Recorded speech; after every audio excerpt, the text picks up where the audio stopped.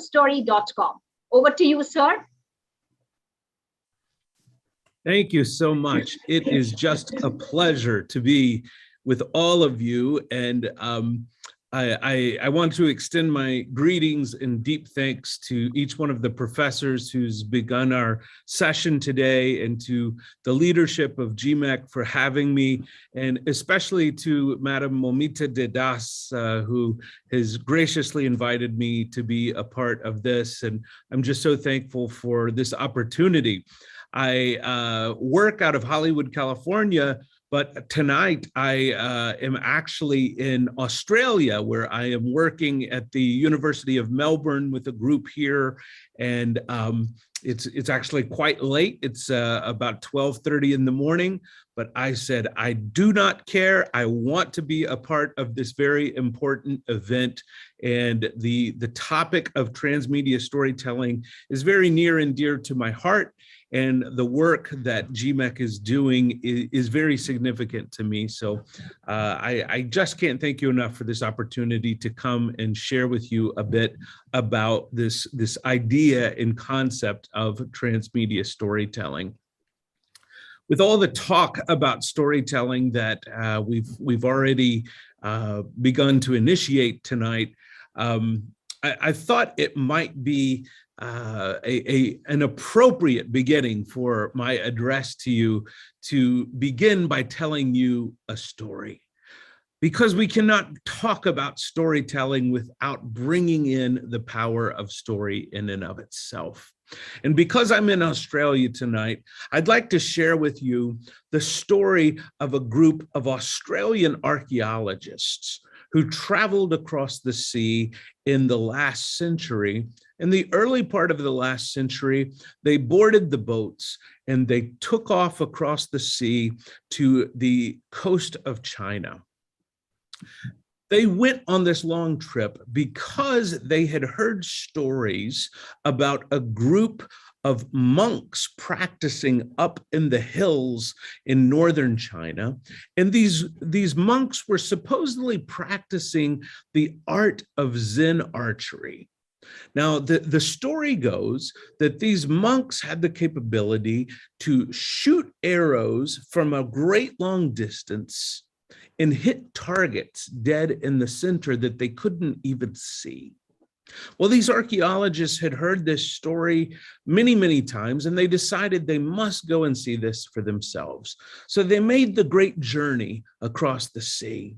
They finally arrived on the coast of China, and after many weeks, they ventured deep into the mountains to go and see these monks.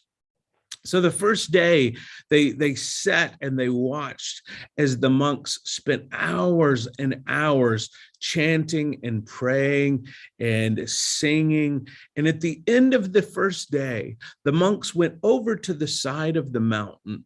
They fired the arrows from their bows down into the forest below the mountains.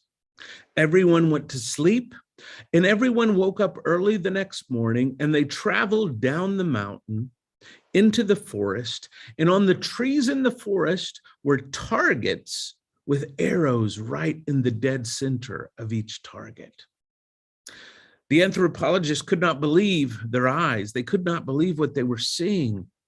So the second day, they watched very closely again as the monks chanted and they prayed and they sang. And again, at the end of the day, they walked to the edge of the mountain and they fired their arrows down into the forest below. Everyone went to sleep. And again, the next morning, they all ventured down into the forest. And this time on the trees, different targets with new arrows right in the center. This went on for weeks and weeks. The anthropologists watching very closely, trying to see what the secret was that these monks had, this Zen archery that was happening. And after weeks, they could not figure it out.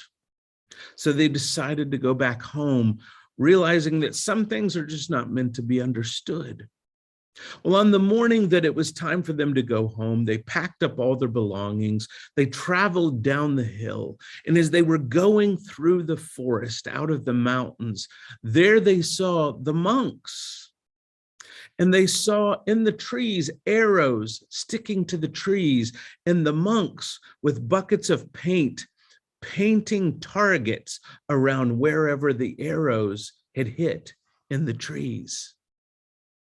I would suggest to you that many of us approach transmedia storytelling in much the same way. We fire our arrows out into the media landscape, and wherever those arrows hit, we paint a target around it and say, that's exactly what I meant to do.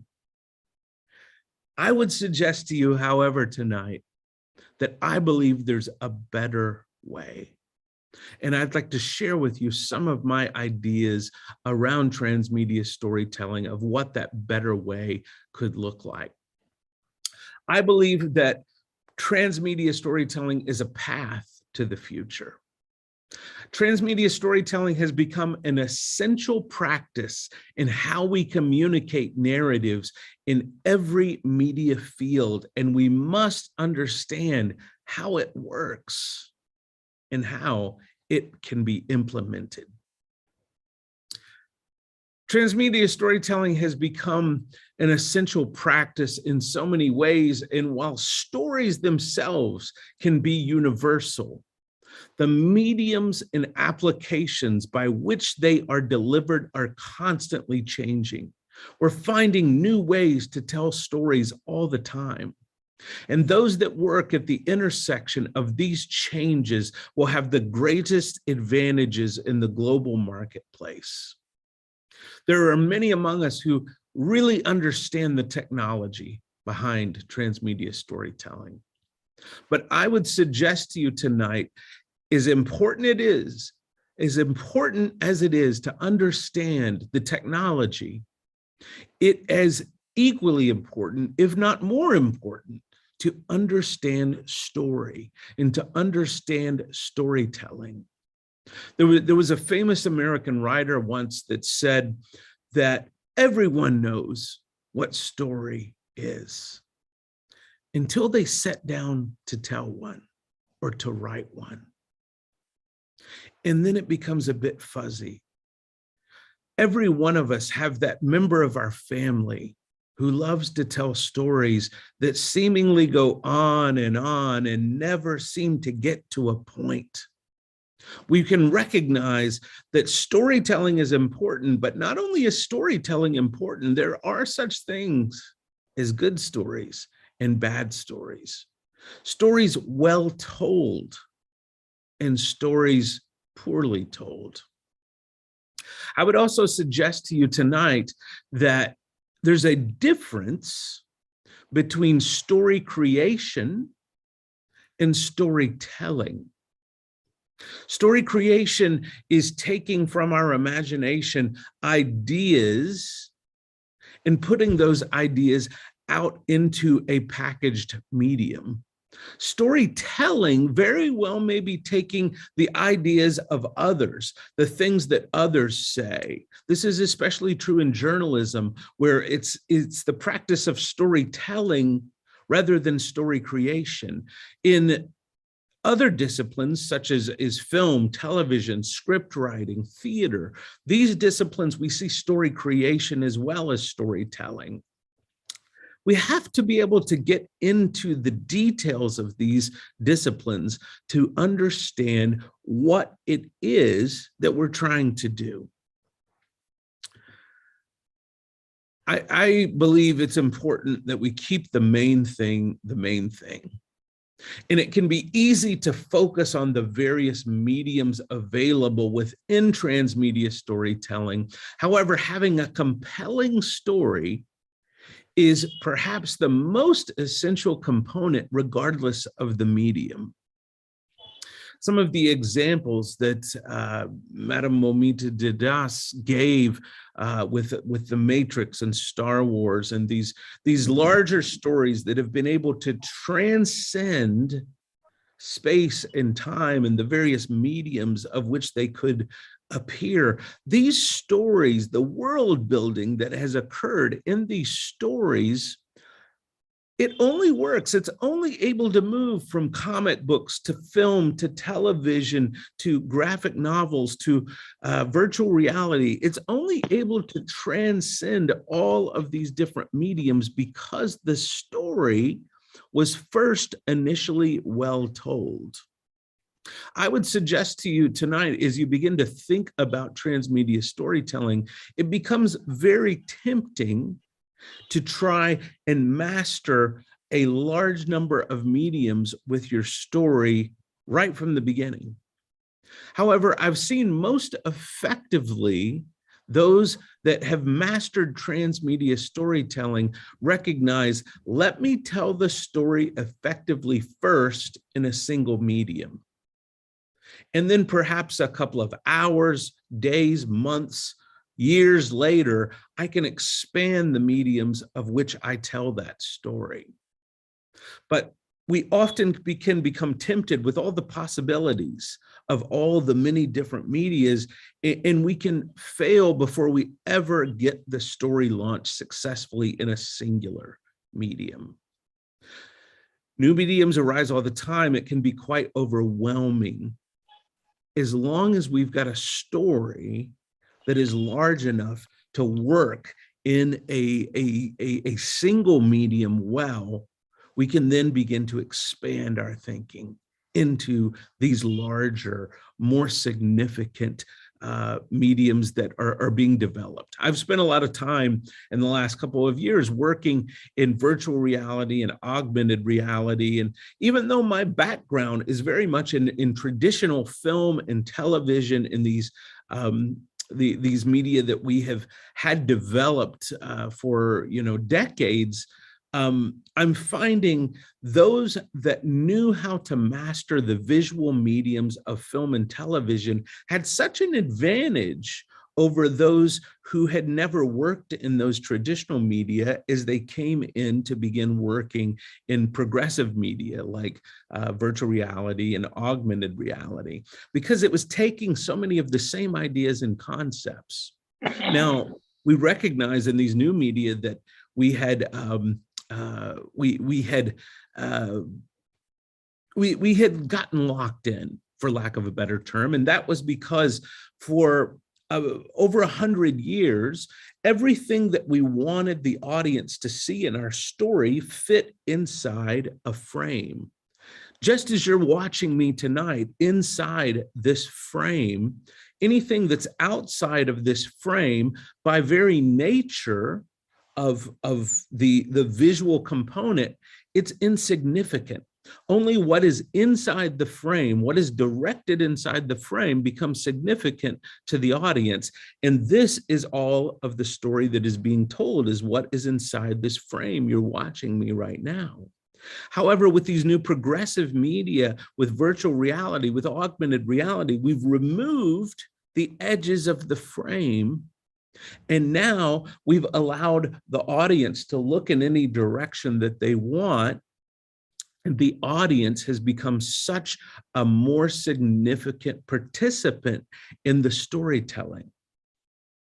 We're hearing this term in transmedia storytelling a lot these days around agency and what it is to have agency within a story. And of course, what agency is for the audience is the ability to make decisions.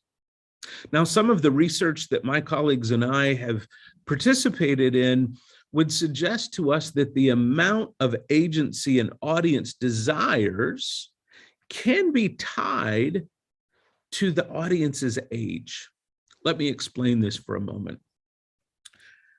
My dear friend Ted Schilowitz, who is the futurist for Paramount Pictures in Hollywood, has suggested to me that younger audiences who are still in school, they are told what to do every minute of the day. Go to this class, eat lunch, then go to this class and this class. All the decisions in life are made for them because they're children. At the end of the day, when they get out of school, many of those same children are anxious to make their own decisions. This is why we see video games often be very, very popular among younger demographics, because these younger audiences, they've not gotten to make any decisions all day. And so they crave that agency. Now, as you can see by the color of my beard, I'm not a child anymore. I've lived a few years on this planet, and I make decisions all day long. And at the end of the day, I don't want to make any more decisions. I don't want to play video games. I don't want agency. I want Netflix or Disney to make all the decisions for me. Just tell me what to watch and just give it to me. I don't want to be making all those decisions, but I'm old. So we have to recognize that not every story is for every audience. And not every audience is for every story. See, this is a significant idea in transmedia storytelling, because every audience is not going to want the story that they connect with brought over into multiple mediums. It, in many ways, is the rare story that can transcend across all these mediums. So we have to be aware that not every story is going to be a good fit for transmedia storytelling. We have to find the right medium for the story, and we don't necessarily need to use multiple mediums just because we can. Finding the right medium for the story you're trying to tell is so important. See, some of the stories that we try to tell are inherently served by specific mediums. Many of the stories that are told in the world of video games, for example, are stories that are well served by video games because they're stories that require a lot of decision-making, a lot of agency. On the other hand, certain films, certain television programs, these are stories told from a specific point of view, and to try and give the audience agency within those films, those television shows, would rob them of their power. It would also isolate a certain audience. While my nieces and nephews enjoy playing games where they can make all these decisions, that story may no longer appeal to me if I have to make decisions. However, if that story is broad enough, if that story is grand enough, perhaps that story can fit into a medium that I am happy to participate in. So, for example, I may be too tired at the end of the day to play a video game based on Star Wars, but I may not be too tired to watch one of the Star Wars movies. I may not be too tired to read one of the Star Wars books. This is the power of transmedia storytelling. This is the unique power of finding mediums to express a story in, but that story has to have a big enough world and big enough ideas in order to support that. Sometimes there may only be two media that we can tell a specific story in. I'm seeing this often be the case with journalism. There's a great revival of storytelling through podcasts in journalism. And sometimes what has once been a short video story becomes a very long podcast series, and that story is able to be told effectively in short video form as well as in longer podcast form. Now, this is all new for all of us. No one has completely mastered the art of transmedia storytelling yet. As transmedia storytellers, we have to be open to giving ourselves a little bit of grace. We have to be open to giving ourselves the permission to sometimes make mistakes, and we may find the story that we're trying to tell, it just doesn't translate well into this medium or that medium. With storytelling, as much as we would like for there to be a formula that helps us to engage. Storytelling is not a formula. Storytelling is not formulaic. Story is a form. It's an art form. It's a craft, much like painting or dancing or carving wood. It is a craft that doesn't require formulas, but a deep understanding of the form. And sometimes the painter must throw the canvas away and start over. Sometimes they have to paint over something that has been painted previously. The discipline to recognize when something is not working within our transmedia storytelling efforts is just as essential as recognizing what is effective. What we cannot do is what I talked about at the very beginning of my talk tonight, where we fire whatever we do into the forest, and whatever it hits, we just say, yeah, that's what I meant to do. It's great. No, we have to be, in many ways, very honest about what's working and what's not. And we live in a time that honesty is much easier to come by, because we have the power of analytics, and we have the ability to collect data and understand what is resonating with people and what's not. And while we can often understand what stories resonate and what mediums with people and what does not, we often don't understand why. And it's that why that we study as storytellers, and especially as transmedia storytellers. But this is a young art form, transmedia storytelling, and we don't have answers yet for all of the whys. I'd like to offer you an idea that might be a different framework for looking at transmedia storytelling, because many of us who come to transmedia storytelling through a previous discipline often want to use the same structures as we used in that discipline. So if we come, say, from video production, and we are moving into, say, augmented reality, we may want to use the same frameworks and structures for video production that we used previously as we begin to work in augmented reality. And sometimes that works and sometimes it doesn't.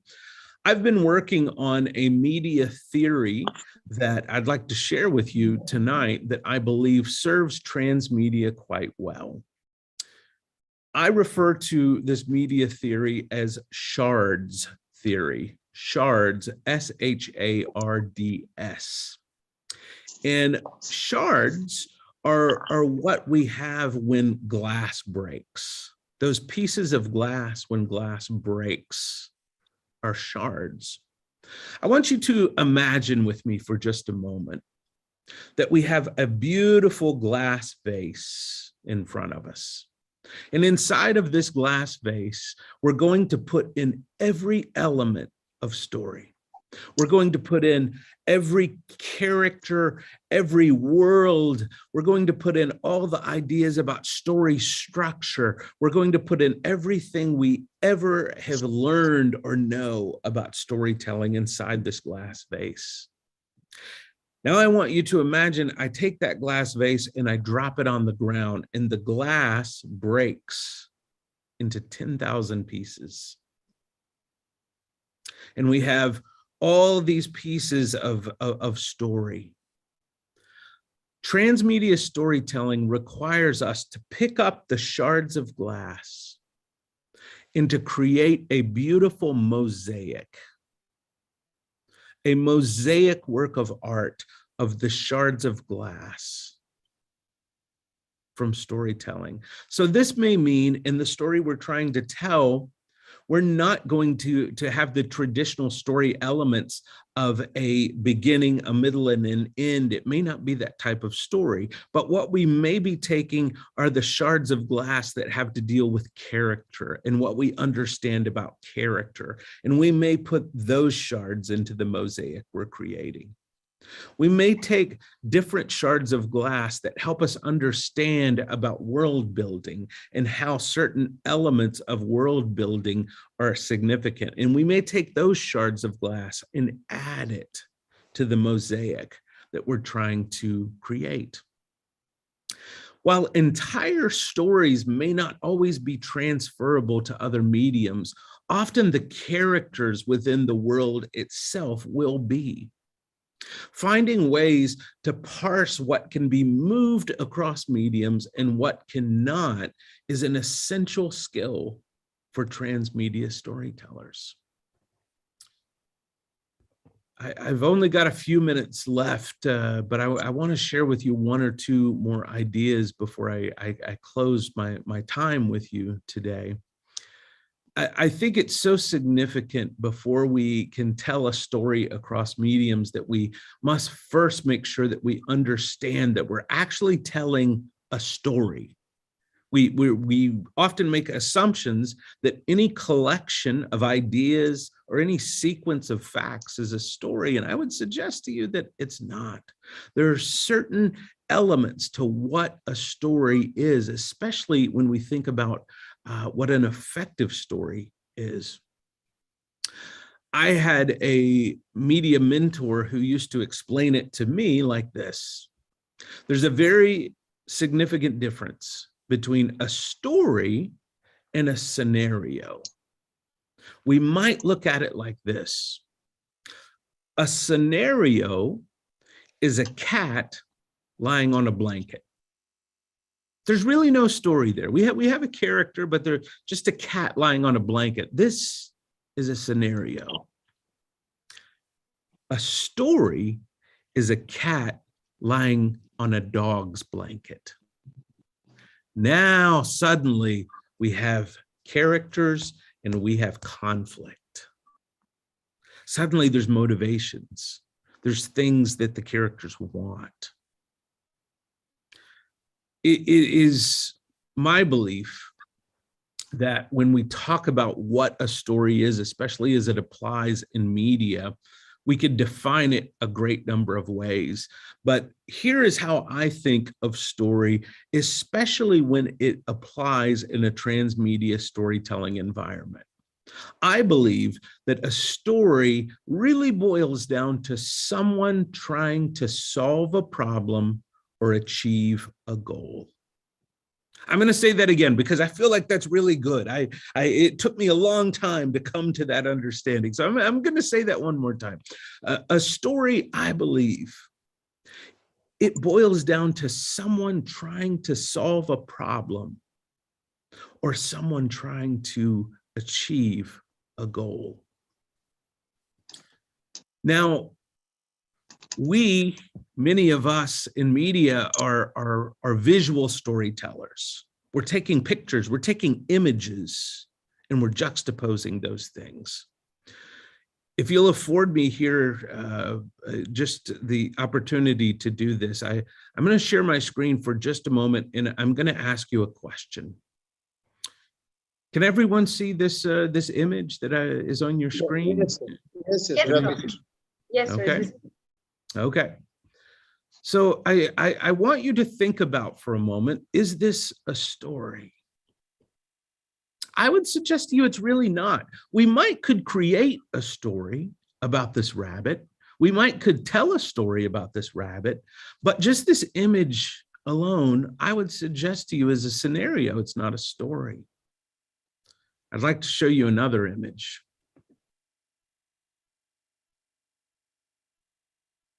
Now, I saw some of the looks on your faces for just a moment. Your smile formed. I saw one or two of you that your head kind of went back. And if I could read into your brain, I bet some of you inside your mind went, oh.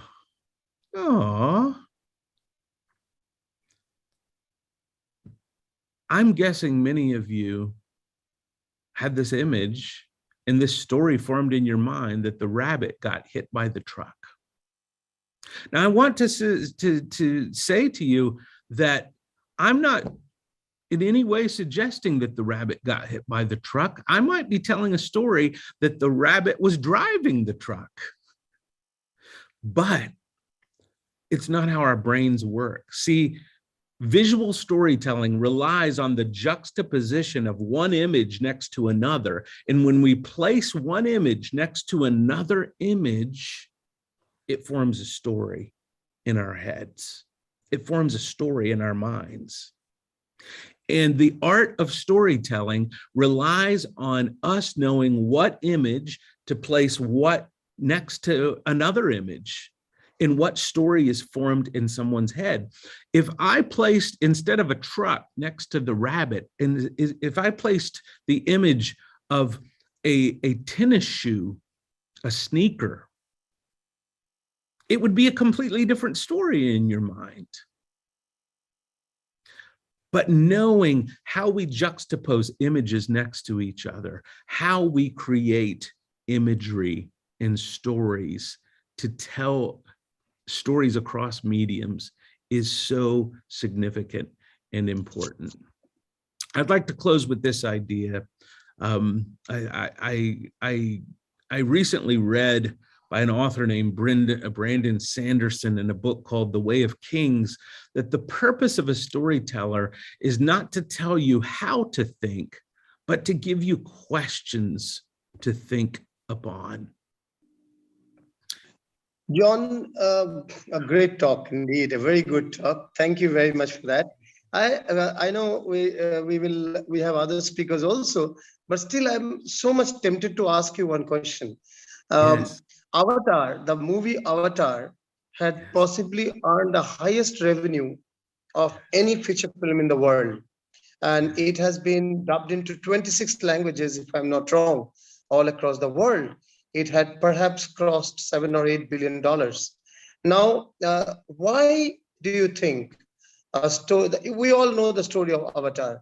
So why did it go so gung-ho across the world and could make such money?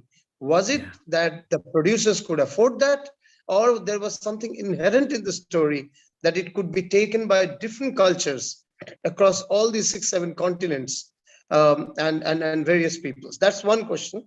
And the second, because we are running short of time, I'll ask both the questions together. You answer in brief together. The second question is, you have spoken a lot about transmedia storytelling and how and why good stories go transmedia. But often we find that it's imagination, science fiction, or things like that, fantasy, which actually go multimedia, go transmedia. Why is it not that real life stories of pain and suffering, joy and happiness of real life people actually are transmedia stories? It's more of imagination and science fiction. These 2 questions to you, John, but it has been a fabulous talk indeed. Thank you so much. And what wonderful questions for me to end on. Let me briefly address your question about Avatar. And my belief is this film did tap into an ancient universal pattern of archetypal storytelling.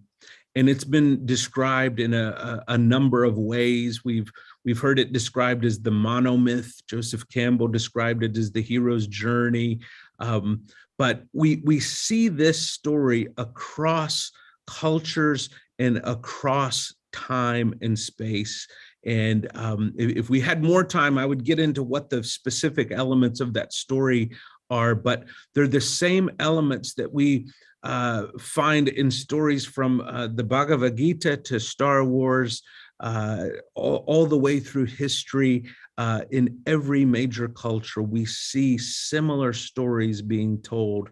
The last thing I'll say about that is I've had the privilege to be in 43 countries in the last 15 years. And every country I go to, I always ask, what are the stories you tell your children when they're small?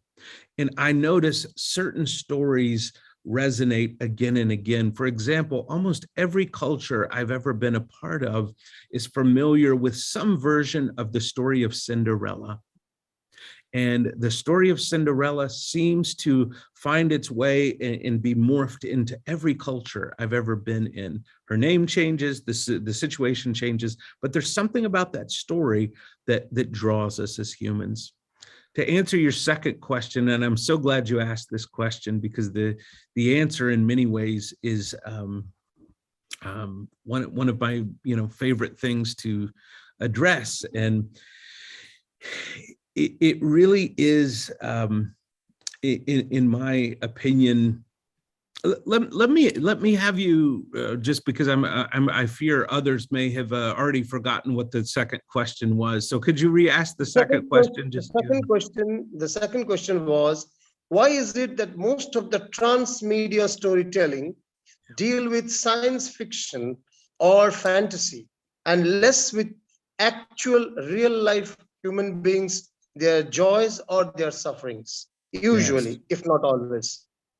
And you're right. It is almost always that this is the case, that these stories become transmedia. I think there's two answers to this question.